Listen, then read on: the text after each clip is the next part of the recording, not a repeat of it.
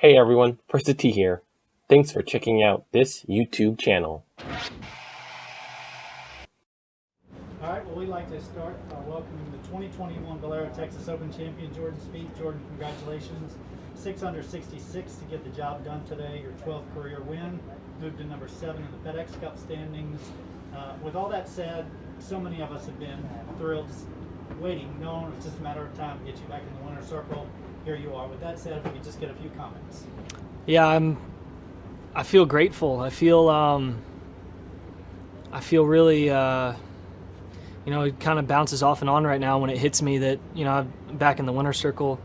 It's just been, it's been a road that's had a lot of tough days, and I've had people in my corner that have always believed in me, and even when I've kind of believed less in myself. So I just feel a lot of gratitude to those who have helped me kind of get back here, and my wife has been just a rock to me. This is my first win since we've been married, so it's been progressing this way since maybe December, but before that there was a lot of tough times, and when you're struggling at work, you try not to bring it home and that kind of stuff, and it's I'm very grateful for the people that I have around me. I'm blessed with a great family who's always, just looking out for my best interest, and I've got an amazing team, and I get put in position, and I've got full trust in everyone that's on my side, that they're going to be the best at what they do, and I've just got to go out and feel the freedom to go enjoy playing golf. You kind of touched on that with that answer, but I was thinking about your comment earlier on the green where you really spoke highly to the value of the lightness that has kind of come over you. Is that along the lines of what you were just saying? It's really just kind of helps you relax more, knowing the results will take care of themselves if you keep practicing what you've been doing? I really didn't have great control of the ball this weekend at all, and when I would have really maybe started to freak out and change swing feels, instead I stuck to my guns and said, what I'm doing is the right thing. Let's just try and figure out kind of what we got. Do we have a shot that we can play?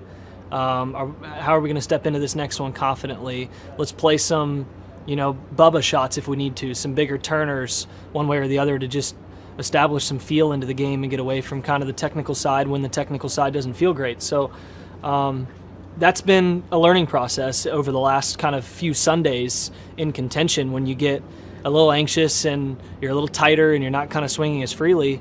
And I thought today just that lightness stayed about me the whole day. Even when Charlie kept, throwing birdies at me, I was able to kind of just say, all right, if we hit it to point A here, we hit it to point B here, we put a good stroke on it here, we're going to get this job done. We're in the lead, we're in control. So I've done really well in my career in closing with the lead. The extra nerves today were just in not wanting to have to sit there and have it be a few times this year, and that monkey on my back that continues to be there, that I don't feel myself, because I feel when I'm in contention, I feel a lot of positivity. But it's sometimes really difficult to kind of separate that from the expectations when you step in an interview room and you're supposed to win all the time. So, for me, it's been about throwing out results and instead work on freedom. And if I'm feeling freedom out there, then I'm loving what I do. And if I love what I do, I'm going to do it well. Okay. All right. Well, with that, we'll take a few questions. And before I start with the questions, just a reminder, if you do have a question, please type into the chat that you do have a question, and I will do my best to get to you. That said, we will start with Dave Shedlowski. Dave, go ahead. Jordan, happy Easter. Same to you. And congratulations. Thank you. Would you classify this maybe more as a mental win as opposed to a performance type win? Because there's a lot of hurdles in golf that are more mental than anything else. It's a good question. It's so soon.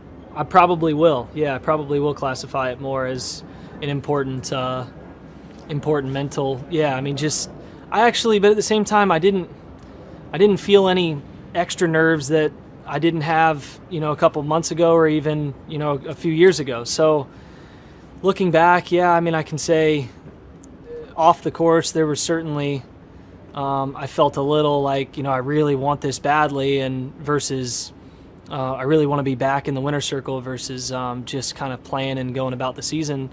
But really, I think I could say the same about kind of the actual performance piece of it as well. I mean, the performance is what for me threw off the mental side, the mechanical side of things, and at least to get on the right track has given me enough kind of freedom and start lines to have the confidence to, when Charlie chips in on 13 and hits a bomb on 14, and it's all of a sudden it's at 2 shots. I've got to step up and hit a shot when there's trouble right, where I've really historically, when I was off, that would have been just a awful tee shot for me, and to step up and hit just a beautiful drive down the left side. It's just stuff like that I've been building that confidence on the performance side over the last, couple months under pressure, and I've hit some really good shots and I've hit some really good putts, and today the putts happen to go in versus, say they're in Orlando or Pebble or Phoenix. Just one more thing. You made winning look so easy a few years ago, and I'm wondering, did it feel easy to you then, and why did it get hard after it looked so easy? Yeah, I mean, it's never been easy. Did it look hard today? I shot 6 under and made 5 birdies, no bogeys after the 4th hole. So I guess I would say it actually probably looked easier today than it did in 2017 in the British and in Travelers.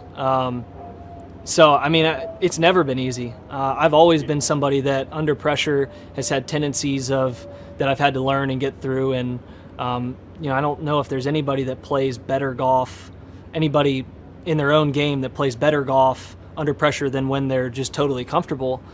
So it's all about that fight of learning how to control that. But it's never been easy. I really struggled through after my first win to get my second. And I had a lot of chances when I was swinging the club a lot better than I am right now, and just didn't pull it off. And I'm way stronger mentally than I was in that 2014 time frame. And I can compare it kind of to then as just a time where I struggled to get into the winner's circle in contention. And that's why I draw those similarities. And I had to kind of learn the patience of a final round, and it just took me a couple extra times over the last couple months in contention to just kind of relearn that a little bit, relearn that patience and that lightness that you need, that anything can happen. Expect Charlie to chip in, but knock it in right on top, or just keep playing point A to point B, set a goal for the rest of the round, and play the golf course and don't play the field. So it's just little things like that, keeping your head down and just understanding if you've got enough, then the bounces are going to go your way if you keep putting yourself in position. Well, you played great today. Thank you. Congratulations again. Thank you. Okay, next question comes from Kevin Robbins. Kevin, go ahead. Hey, Jordan. Many congrats. Thank you. I wonder if is there anything that, in your view, has been made too much of since 2017? I'm not really sure. I mean, I do a really good job of blocking out the noise. The only noise I hear are really just in the interview room. I don't see anything, don't read anything. I mean that. I started doing it kind of in the middle of 2018, and it's been really good for me. I haven't missed it. So I couldn't tell you. I mean, there's probably been people who have blown up on one side and the other. I mean, I'm sorry. I wish I had a better answer for you. I'm not sure what maybe would have been such a big deal, other than if it's a massive deal to not win over a 3-year time frame, it means that you were pretty successful before that, because no one was telling Charlie Hoffman, no questions were asked about the last time he won. So, or Matt Wallace, So, I guess that's expectations, maybe age, whatever it may be, past history. But I mean, if anything, that should only give me more confidence that, my abilities should be that I'm in this position, very often, and that's the goal. Perfect. And one more, please. Given what you've been through since 2017, how do you manage these powerful things like expectations and assumptions and what you might have taken for granted before now? Now going forward? Yes. I've got quite a bit to piece together in my game, so it's actually pretty easy for me to put my head down and actually focus on getting to work for this next week. I mean, I've got some things that regressed a little bit in my swing over the weekend this week versus how good it kind of felt maybe Thursday, Friday. And so it's actually pretty easy because until I get to hitting, 8 out of 9 or 9 out of 10 shots the way that, a couple of them felt on Friday, I'm not done working at what I'm working on. I mean, and when I look visually at kind of my action right now, it's kind of, there's some good pieces to it that are close to at least matching up into the golf ball appropriately, but the consistency and the cleanup and kind of the tightness of the swing has still quite a ways to go, and that excites me. I mean, that really excites me at this stage where I'm at. Great. Thanks very much. John Pearl Fields wanted me to tell you. Okay. Congratulations. Yeah, I'm sure I'll get on the phone with him in a little bit. Thanks, Kevin. Thank you. Okay, next up we go to Tim Schmidt. Tim, go ahead. Hey, thanks, Jordan. Congratulations. Thank you. 12 through 18, I think coming into today, you were at 10 under. I know you haven't done this in 3 or 4 years, but did you feel like, hey, you know what? I'm in a spot where I know I can score. I mean, was there a comfort zone knowing that going into those final holes, I think you have 3 birdies in that stretch again today, but it just felt like it was something where you knew, hey, this is a place where I've been doing it. So it was a comfortable spot to be in. No, it's a good question. Actually, for me, it was I hit the fairway on 9, and I thought, okay, any uncomfortable tee shots I have now are kind of over with. I thought once I make the turn on 10, you get a little bit of it. It's visually, it's just an easier 9 to hit tee balls. Other than really 14, it kind of disappears on you a little bit. I thought 14, 15 were the 2 tee balls that were important, and the other ones I felt just a little bit easier on. But I've just had a really hard time on number 1, number 4, and number 9 historically on this golf course visually. And I thought once I kind of got that ball in the fairway on 9 and made a par, and those guys made par, I felt really confident going into the back 9 with a couple shot lead, even though I knew Charlie was playing well and the wind was dying down. He'd have to make birdies. I thought that, I actually made better swings on the back 9 today than I did on the front, and the other rounds it was almost or Thursday and Friday was almost flipped. So I was sitting there saying I got wedge opportunity on 11, 12, 14 you got a chance, and then having made birdie on pretty much every hole coming in earlier in the week, there was a level of comfort there that went away maybe on 17 after Charlie made it on 16, and then I couldn't tell how close he was on 17, and so the approach shot into 17, the ensuing putt, and then the drive on 18 were kind of the 3 best shots I've hit in a very long time under that kind of pressure. They were just very difficult. I mean, I hit my hybrid about 300, and I don't really know how, and had to I almost got a little too close and hit a really nice wedge and really nice putt, and that was the difference maker, obviously. All right, we've let you have like 90 seconds to enjoy this. Of course, we have to start talking about future goals and things. The 3 previous majors that you've won, you either came in first or second or third the week before. Man, that's got to be a good feeling knowing what you got coming ahead of you, right? That this is usually where you want to be going into something like Augusta.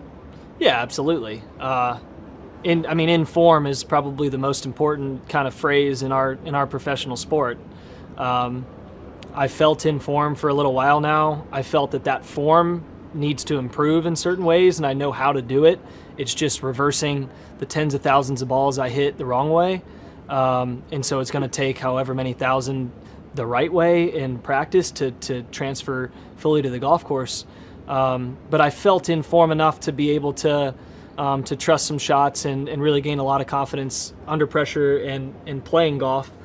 And I go to a place that I feel really, I've almost won there after missing the cut the week before. I've won there after finishing runner-up.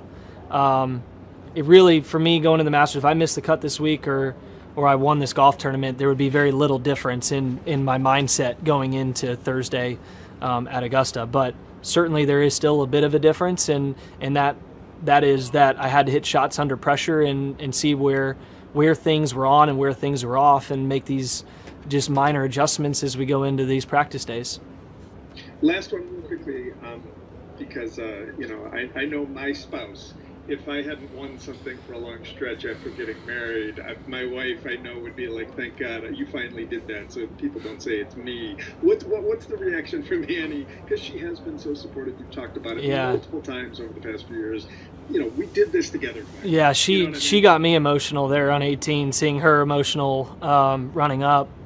I mean, I can pinpoint a number of different moments where I've been in a bad place, and then I can picture some moments where I've been just talking so positively to her coming home and having her just help progress that forward, and she's just given me a lot of space. I've said, look, I'm going to have to put some long hours in, even longer than when you've known me before, and this is what I want right now. We don't have a family yet, and I really want to get back to playing consistent golf and just being me and playing with freedom, and she's just been that person that said, whatever you need to do, I'm here to support you. Let me know how I can help.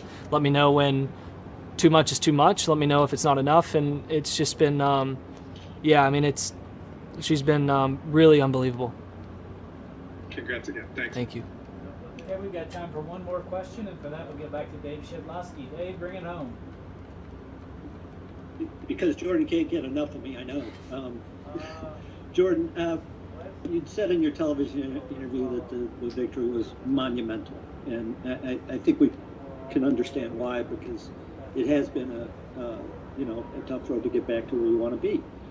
That's the way golf is. Can you put into words the feeling, whatever the emotion is, of getting over this hump again and knowing now going forward, well, I've got this again. I've been through the experience.